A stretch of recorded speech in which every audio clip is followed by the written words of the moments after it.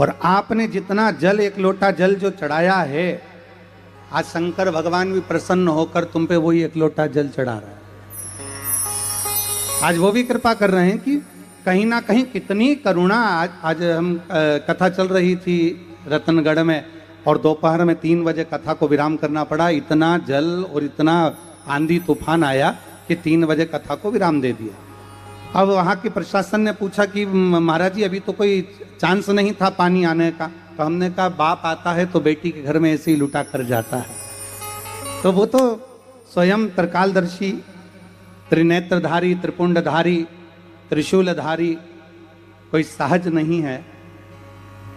हम अगर एक अक्षत का दाना भी शंकर को दे रहे हैं या हम एक बेलपत्र भी शिव को समर्पित कर रहे हैं, एक लोटा जल भी हम शिव को दे रहे हैं, तो वो हमको वापिस ही मिलना है।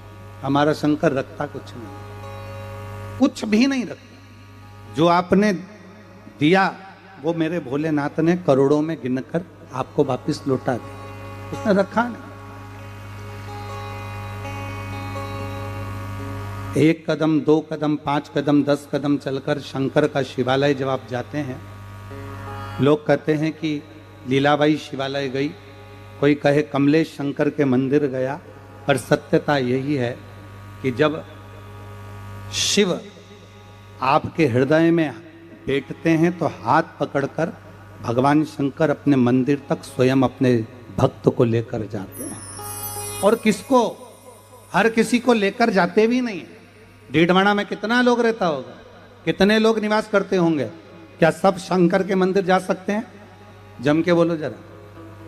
नहीं, कोई नहीं जा पाएगा। जाएगा वही जिसको मेरा शिव बुलाएगा या किसी का काम साधना होगा।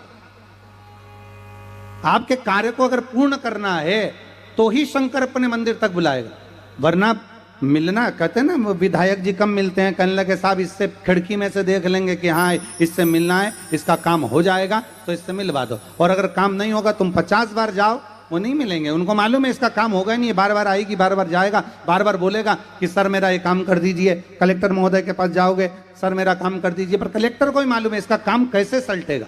जब काम सलटने का होगा, समय पूर्ण हो जाएगा, तब कलेक्टर हो, चाहे विधायक हो, चाहे सांसद हो, चाहे मंत्री हो, चाहे मुख्यमंत्री हो, चाहे अन्य मंत्री हो, चाहे सांसद महोदय हो, उस समय पर मिलते हैं कि अब इसका काम हो सकता है। उसी तरह आप जिस दिन आपके मन में शंकर के मंदिर जाने का भाव प्रकट हो जाए, जिस दिन आपके मंदिर में शिवालय जाने का भाव प्रकट हो जाए, जिस दिन आपके हाथ में 1 लोटा जल आ जाए और आप शंकर के मंदिर की ओर बढ़ जाएं, समझ लेना कि अब हमारा कोई ना कोई कार्य सफल होने वाला है। इसलिए महादेव ने हमको हाथ पकड़कर बुला लिया।